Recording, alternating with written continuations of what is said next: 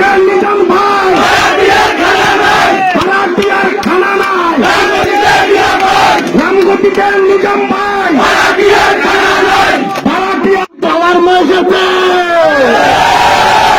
ভাড়াটিয়ার খানা নাই, পাওয়ার মতো রামগতিকে জায়গাতে হবে না, থাকবে না। বাংলাদেশ জাতীয় থাকবে না।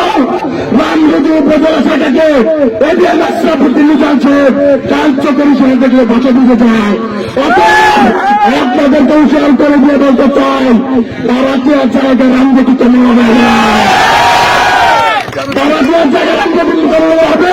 কেন্দ্রীয় বিএনপিকে একটি মেসেজ দিতে চাই যে রামগতি মানে আশরাফুদ্দিন নিজামের বিকল্প যদি ভাবা হয়, নিশ্চিত এই সিটটাকে হারানো হবে।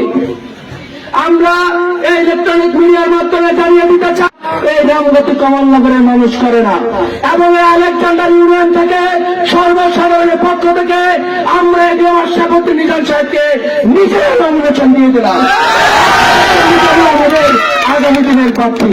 প্রিয় সহযোদ্ধা বন্ধুগণ, আমি বক্তব্য শেষ করব।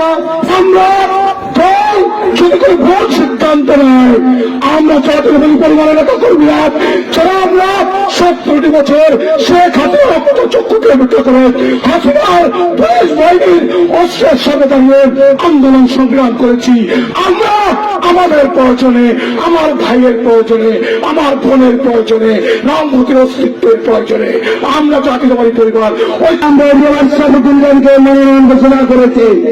আমরা আশরাফুদ্দিন নিজামকে নির্বাচিত করব। এর বাইরে পুরো যদি কিছু হয়, রামগতি কমলনগরের রক্তের বন্যা হয়ে যাব।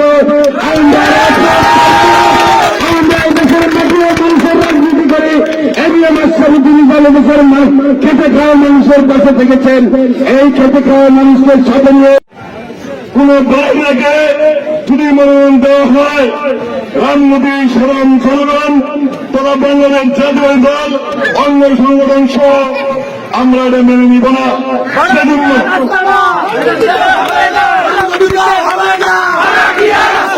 সেজন্য